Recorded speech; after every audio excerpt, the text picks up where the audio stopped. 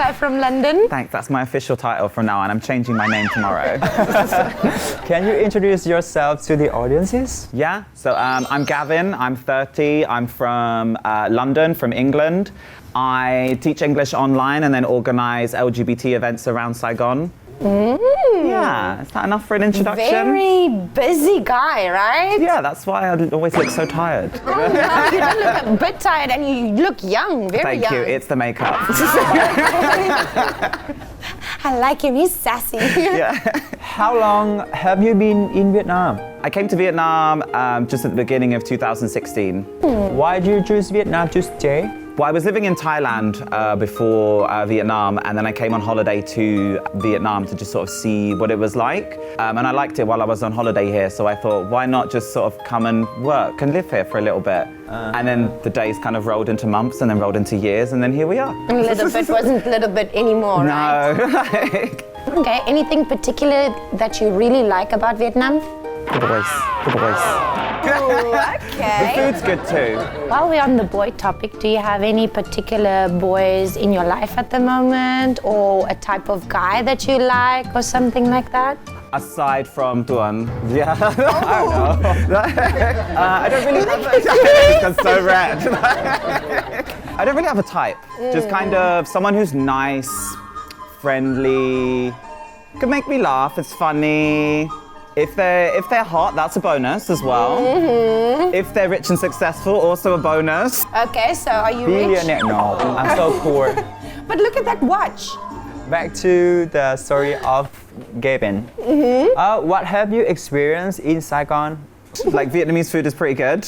Vietnamese boys are better. A generational difference, I think, like between kind of like millennials and sort of a bit under. They're like much more open towards sort of like the idea of being gay or going towards any kind of alternative spectrum, compared to sort of like older guys tend to be much more kind of closeted and like discreet only on Grindr, you know? Don't show it on Facebook, please. Yeah, just like a topless, a headless torso. How is your life in Saigon? Is it good? I think, yeah, it's easy to meet people here. A lot of opportunities, and just sort of, if you're willing to like throw the dice and try, I think there's a lot of stuff that you can sort of achieve and do in Saigon. I feel that a lot about Saigon. If you're really willing to put yourself out, it's a city where you can really make yourself. Easy for you to get a job here? I teach English, but I do it online, so I can kind of live anywhere. I'm just sort of working remotely.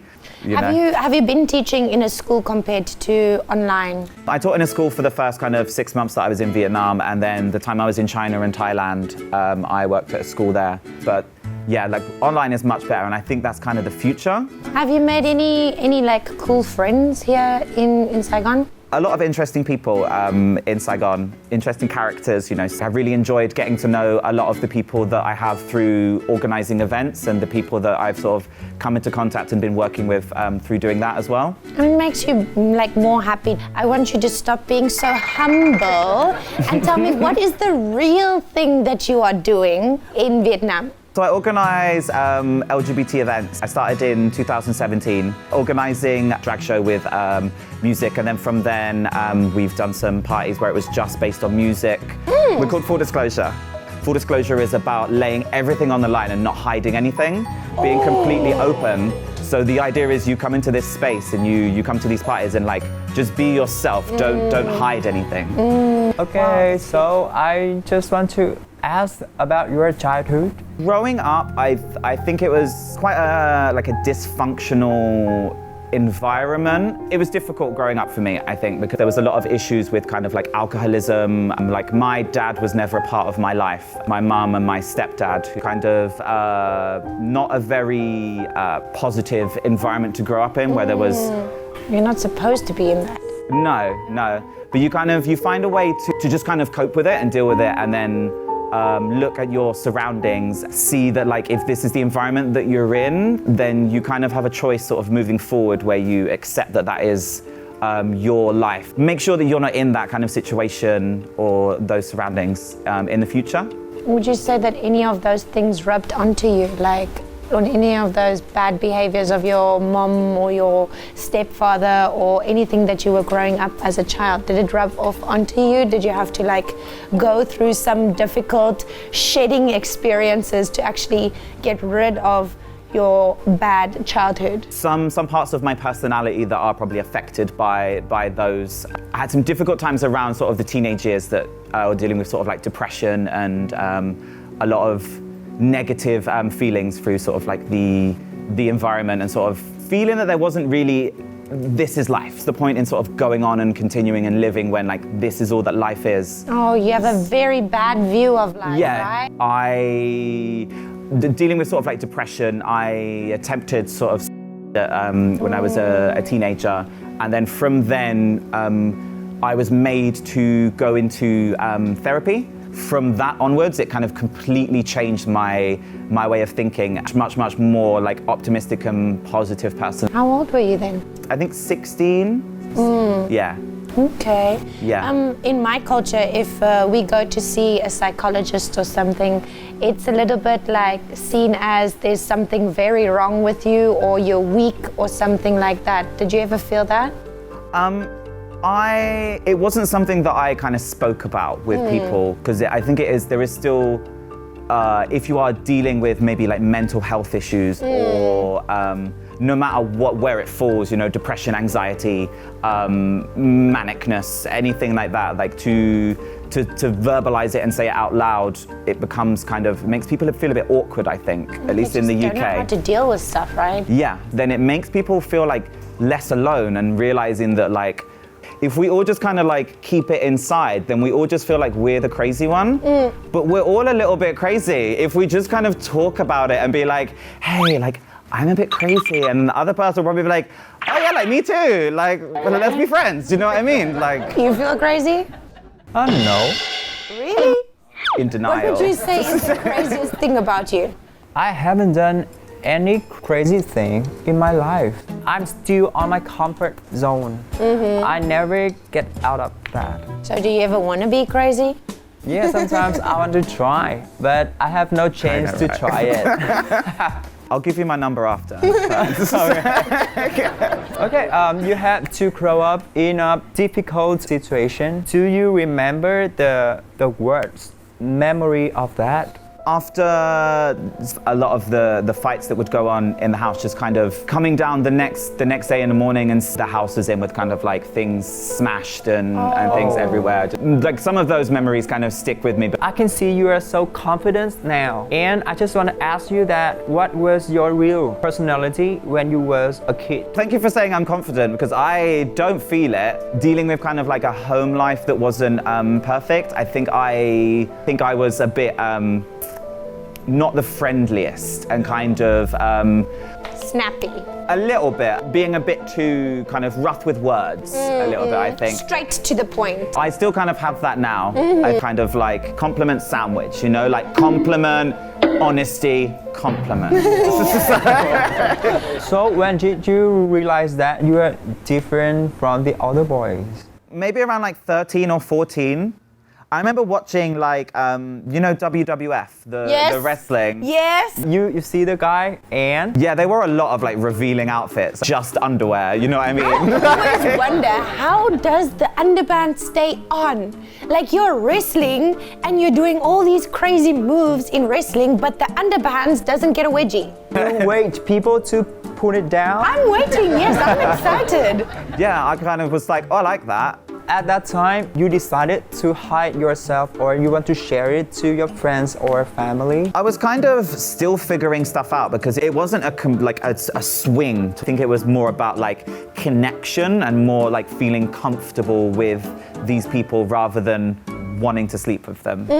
Found something that you really liked in them, but it didn't mean that you were actually attracted to the sex. Yeah, and then it wasn't until kind of college, but we like in the UK, college is like 16 to 18, and then you do like university after 18. So at college you have a bit more freedom, they're more open, like explore more of those options and then go to kind of like gay clubs. Oh, I'm just curious that you had to grow up in like difficult situation, and have you ever think about doing bad things to yourself? What kind of bad things? Like they hurt themselves. It was a coping mechanism when I was kind of a teenager. My perspective on a lot of things changed after I tried to commit.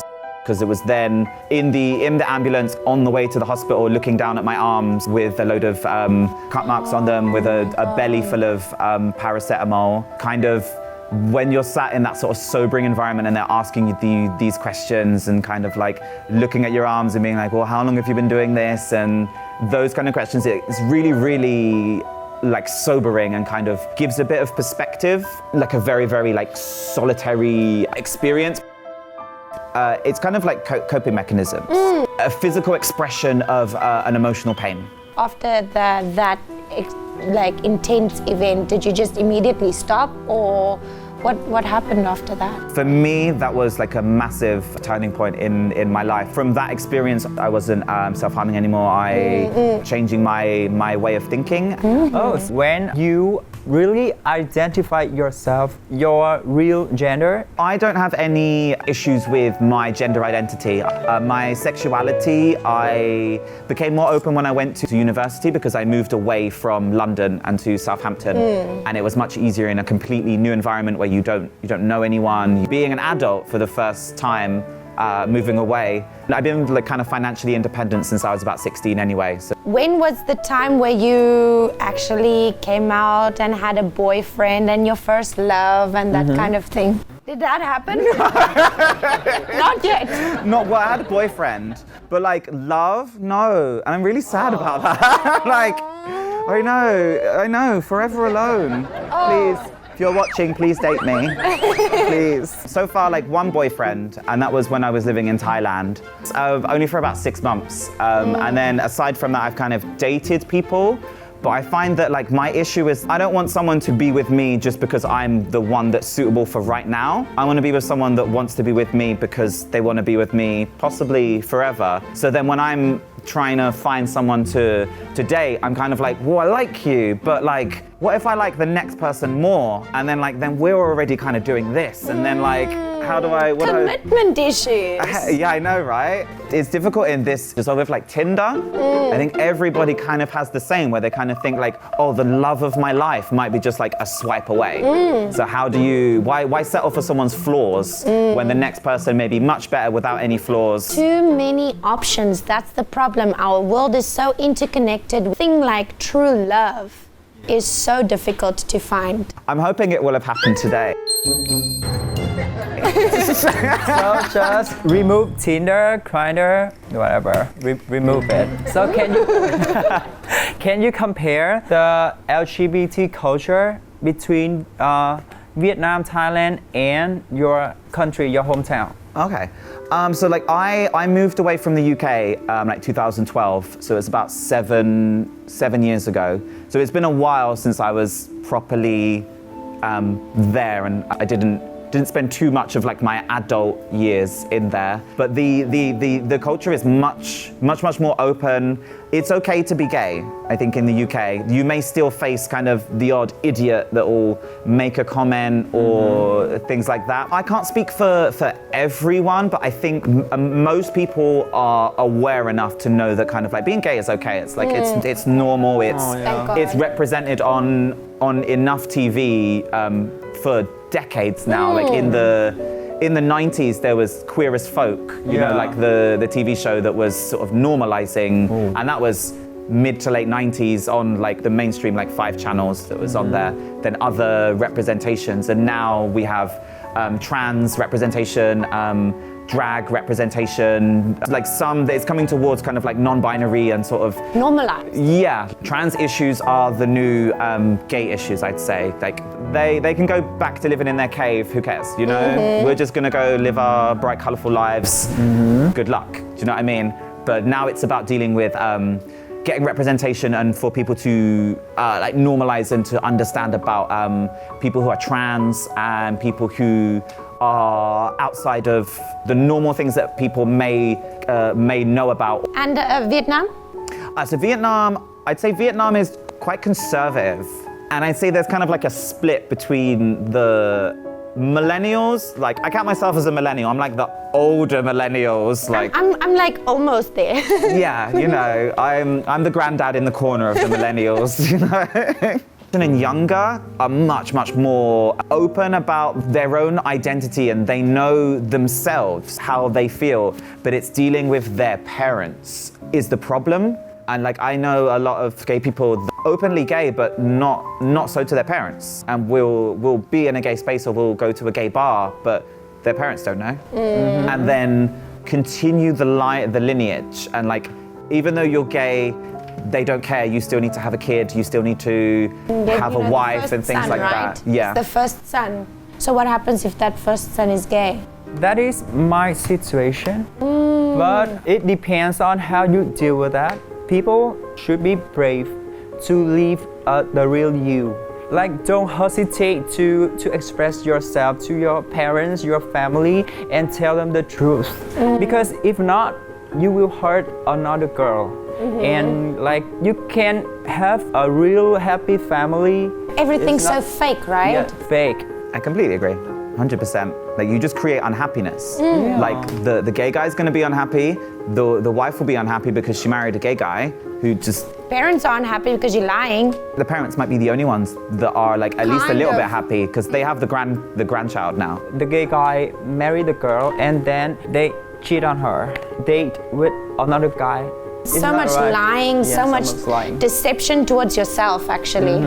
So I've lived in China, Thailand, and Vietnam so far, and I'd say kind of China and Vietnam have a similar like conservative culture. So instead of being like the firstborn son, it is your only child. So if they're gay, your family line stops there. So there's a huge amount of pressure to. So much pressure. Yeah, but a lot of the people that I met, they would say that they're allowed to be gay until they're 30, and then they have to have a wife and get married. You can be gay until you're 30. Then you have to change your mind. Yeah. And everything. I don't get it. So live it up, gay it up, have the gayest time you can, and then get straight. You went to Thailand, and I feel like Thailand is like the complete opposite. Yeah, Thailand is really open. Because of their kind of like Buddhist background and culture is sort of really intertwined with Buddhism. Teaches a lot about kind of respect and not judging other people, because how someone's current situation, and if you are to treat other people badly in this life, then you're going down the ladder in the reincarnation.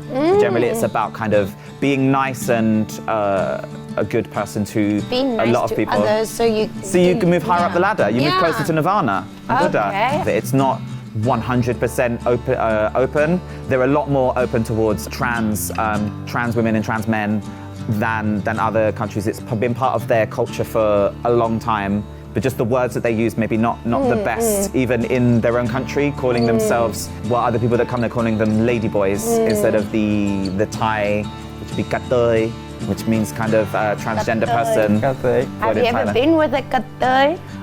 Not male to female, but female to male, yes. Kind of happened by accident, and then in that situation, Accident. yeah, well, I like guys, and I like the things that guys have, okay? This situation, there was something missing, so it wasn't something that I chose to, but I went with it anyway. Kind of think I should have hit something by now, and then you hit something else. And then you kind of, yeah. But then you kind of like roll with it and just. But you stop there, or you just keep going? It was already in like a. Oh my god, I'm gonna. Oh my god, I don't know if I want Go to say straight this. to the point. I wish I'd gone straight to the point. It was already in a foursome, so you just sort of go with it in that situation.